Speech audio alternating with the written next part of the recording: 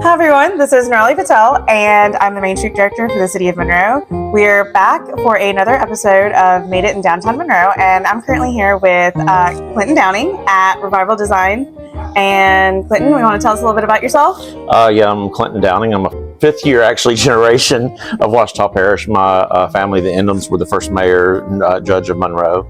I moved back here about 20 years ago and decided to invest in downtown about 5 years ago and opened the shop. A lot of rich history here, and I wanted to bring part of my family history and energy back to downtown. What are we doing today? We're just doing an impulse quick tablescape.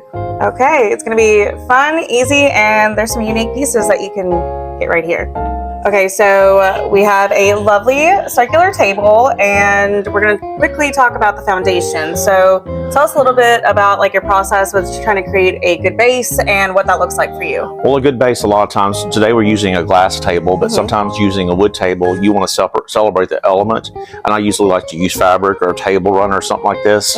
For this today, I had repurposed, but I love this linen so much. This is a shower curtain that we sell here that's on consignment, but I wanted to take and repurpose it and do something, because that's part of what Revival is, repurposing and reusing things. So I love to use green because it's a nature color. If you look, anything in nature goes well against green. So that's kind of how I start with what I'm trying to base from that, because I can use any color in the spectrum with that. Awesome. So, okay, I know this one's a little long, so how would you typically kind of make this work for you? You can actually take, if you want to, and pleat it up and gather it, just depending on it. This is a longer table in the skirt, or you can fold up the edges. So from here, you're typically going to grab a few pieces. That I like to use an anchor piece, and I like to mix the elements during the holidays, depending on what you're looking at. Today we'll work something that has a little bit of glam, but also still has a little bit of earthiness to it. Okay, well, let's grab those pieces then. Okay. Oh, and when choosing our centerpieces, I like to just mix the elements sometimes. A lot of times I go to, it's good in the South. A lot of it is adobo. We sell these here in different sizes and shapes, but you know, a lot of people keep them in the kitchen with fruits and vegetables on it, but I like to pull this out and anchor it within the room. And you're holding Bucky right there. This is Bucky. Yeah. Hi, friend. So yeah, these we sell here in the store, but they add a great element, and it's something you really can't find much anywhere else around. So I'm going to take and add him in here for a little height. Now, I wouldn't necessarily always do this on a dining table, but on a center table would be great. But we do sell the sitting version, which we're going to use also. What's that one's name? Bucket. Bucket, of course. I don't know. We just make it up as we go. So with doing that, I like to add greeneries and stuff, and it's an interesting thing. I've been doing holiday decorating for over 30 years. Yeah. But I'm allergic to all the cedars and all the everything. I itch and I come home and scrub down because it's just ridiculous.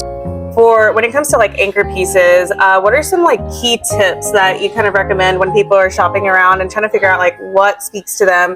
What are some tips and tricks that you think will help them kind of narrow down how to pick things? Obviously, height is one of them. But also find something that's lasting, of quality. We do a lot of our stuff. We try to buy American made, and if we can't, we buy them throughout European countries and different other places. You know, these are something classic that you can use at any time. I mean, I could use these if I wanted to pull out and decorate up for a groom's table for a wedding during the holidays. So it's multi-purpose, and that's what I think when I buy pieces to have in my arsenal of things to use. Yeah, and I know that whenever you source things, you like to ethically source from other countries and things, and so there's a lot of handmade things that we carry things from Belgium, Italy, just throughout all the regions. We have a company we deal with in London and some in India, and try to just incorporate it all together. It's one of my favorite things about here is that you can find some really unique and handmade pieces that are ethically sourced, and they have character. And, well, for the longest time, years ago, I loved when Pier 1 first started. It was like going into a bazaar of the world, and that's what we're trying to create here too. Okay, so from here, I know we're going to add in some greenery and things, so let's go grab those, and then we'll kind of go from there. Okay, so we have a lot of different greens. We have some cedar picks and some moss, and we have a rosemary willow, or whatever they call it, depending on what it is. And this is something that's doesn't shed, because I love rosemary and the different elements of sage, but they draw up in the house. Yeah. That's one of the things I like about coming here is that I can find pieces that look realistic, but they're artificial, so they're going to last. Oh yeah, because we live in Louisiana, so we don't have enough cold climate. So by the time you put it up the day after Thanksgiving, by Christmas, it's dead. Yeah. I mean, before the first almost. And the quality is really great too. I like that. I mean, this genuinely feels like I try to find the real thing. And so, what is this one? This is a little berry branch, and these do not Of course, they're not native to here, but I just love the texture and that little bit of wild element. So I like to use these, and I love these because you can twist them in. You can actually even take these and turn them into a garland to like put on your mantle.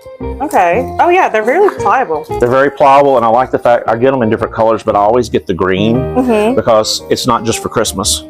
You can transform this and use it during Easter in your Easter baskets or Easter tablescapes. It's a good base green. It's a good base green. And these are just these little easy sprays that I can take. And just kind of like just find little pockets. Just find little pockets. There's really no. Someone says, "What's my aesthetic as far as like how do I?" You know, some designers pinpoint the dimensions and add geometry to it and all that. Everything we do is from nature, so I like to let it be natural. Oh my gosh, that looks so good. You can just put in those few things in a few minutes, and just for a softer texture, I'll come in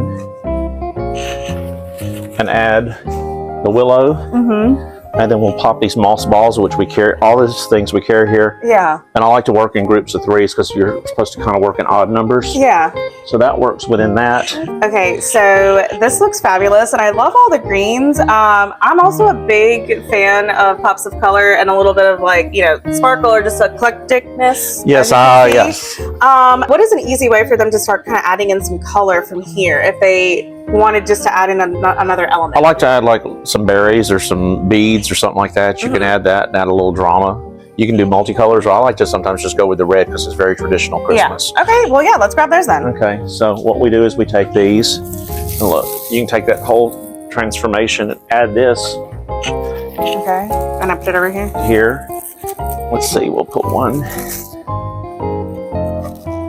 Working with the 3s. The 3s, but we'll go add more. We're going to the 5s. Ooh. We're going up a notch. We're being risky Plot today. twist. Yeah, I was talking about Are these international gourds? things. These are gourds that are also music shakers. So you don't want to put these on the table for the kids, but these are from Zimbabwe. They add a whole different element. And then I take the beads, as I was talking about, and we bring these around Bucky's neck. Oh my gosh, you have a scarf, Bucky. And then I can run them straight through and bring them around the other's neck. And there we have our tablescape.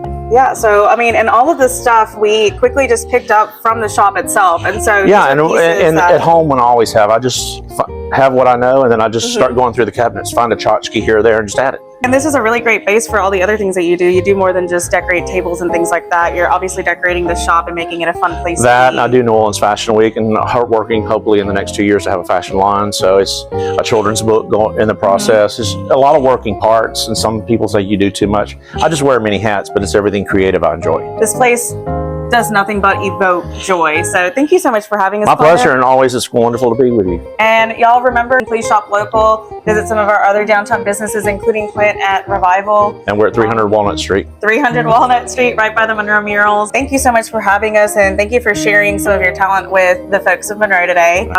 Catch up with us for our next episode of Made It in Downtown Monroe, and make sure that you follow our socials to keep up with some future events and other fun surprises that we have up in store this holiday season.